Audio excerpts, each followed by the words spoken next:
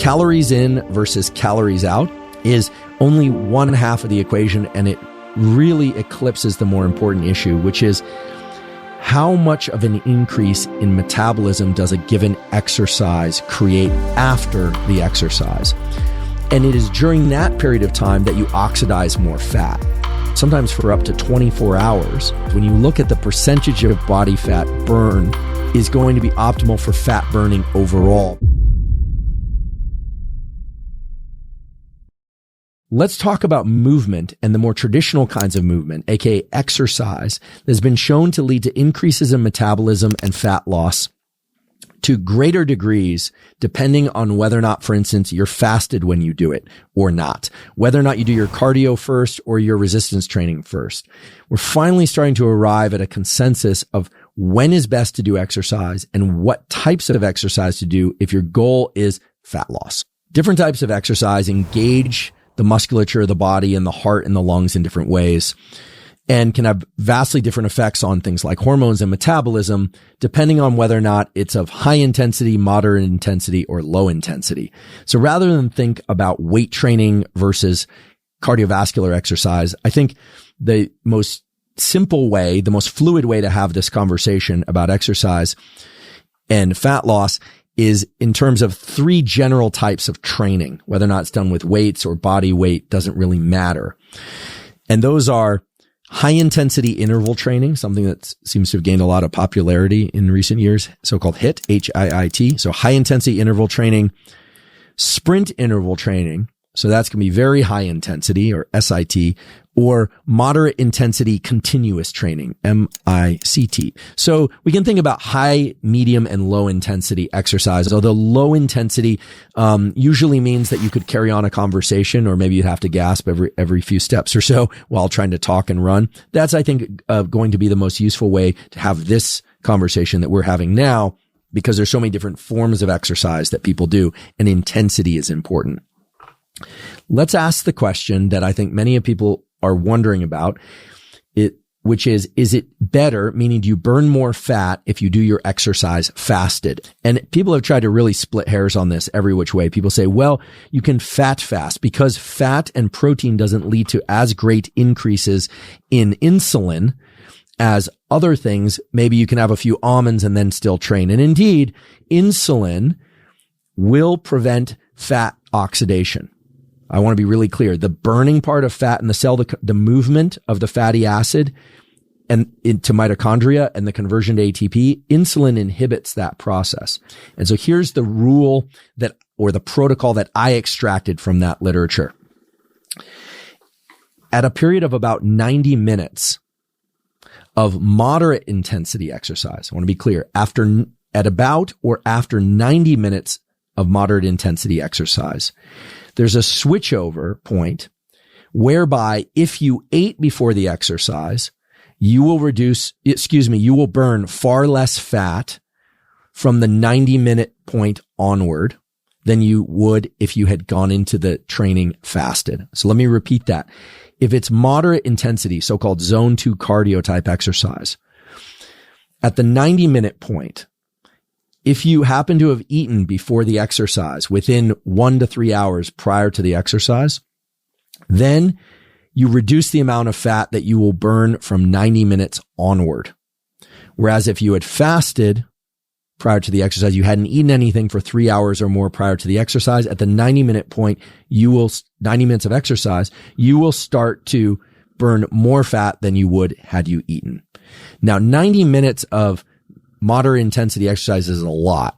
So that's a pretty long run. Even if you're running at a pretty slow pace, like a 10 or 12 minute mile, that's a lot of running. That's a lot of swimming. So that's a lot of walking. That's a lot of hiking. There are also studies that point to the fact that if one does high intensity training or even the very high intensity forms of training like sprints or squats or deadlifts or any kind of activity that can't be maintained for more than these, 8 or I would say up to 60 seconds. So a set of lifting weights repeated. If that's done for anywhere from 20 minutes, so weight training or powerlifting or these kinds of things or kettlebell swings, or up to 60 minutes, Well, then the switchover point in which you can burn more fat if you go into that fasted comes earlier. And this makes sense because there's nothing holy about the 90-minute point for medium intensity zone 2 cardio. That 90-minute point is the point in which the body shifts over from mainly burning glycogen, basically sugar that comes from muscles or the liver, and realizes this is going on for a while. I'm going to shift over to a storage site fuel that is in reserve, like body fat. This is going to happen for a while, so I'm going to start tapping into body fat stores. Now, fat doesn't have a little brain there. It is innervated by neurons, but it doesn't have thoughts, and you don't actually control this switch with your mind. This is something that has to do with the milieu of various hormones. What has to happen is insulin has to go down far enough. So if you ate before the exercise, you'd have an increase in insulin. If you ate carbohydrates, you'd have a bigger increase in insulin. Fat and proteins indeed will have lower amounts of insulin, and fasting will give you the lowest amount of insulin. Well, then that switchover point is going to come earlier in the exercise. And if you think about it, if you were to do something high intensity for 20, 30, 40 minutes, so maybe lift weights and then get into zone 2 cardio, if you were fasted, the literature says that you're going to burn more body fat per unit time than if you had eaten before or during the exercise. So what does this mean? This means if you want to burn more body fat, if it's in your protocols and have been approved to do this safely, exercise intensely for 20 to 60 minutes. The higher the intensity, obviously, the shorter that bout is going to be, and then move over into zone 2 cardio. And if you do that fasted, or the medium intensity cardio, I should say, and if you do that fasted, then indeed you will burn a higher percentage of body fat. So again, this isn't really an issue of how long you exercise. It's an issue of how intensely you exercise and therefore what fuel source you're drawing from. So hopefully I've made that clear, but basically you need to deplete glycogen or through high intensity exercise and then move to a steady state exercise that will allow you to burn more fat, or you need to perform a medium intensity or low intensity type exercise for a long period of time before you shift over to burning fat. And indeed, it seems that going into all that fasted will facilitate the burning of more fat overall. But if you can't even get to the exercise, if you're somebody who just can't do the training at all, you're unwilling to, or you're incapable of training unless you eat something, then obviously eating something makes the most sense. And what you eat prior to exercise, that's a whole other biz that people argue about and fight about whether or not you should go into it with low carbohydrates or higher carbohydrates, all of that. But in general, the theme there is very simple, which is that you want insulin levels to be pretty low if your goal is body fat reduction, if you want to oxidize body fat. So fasting in some cases, fat fasting in other cases where you're just ingesting fats, fat and protein in some cases, or for some people it will be eating carbohydrates.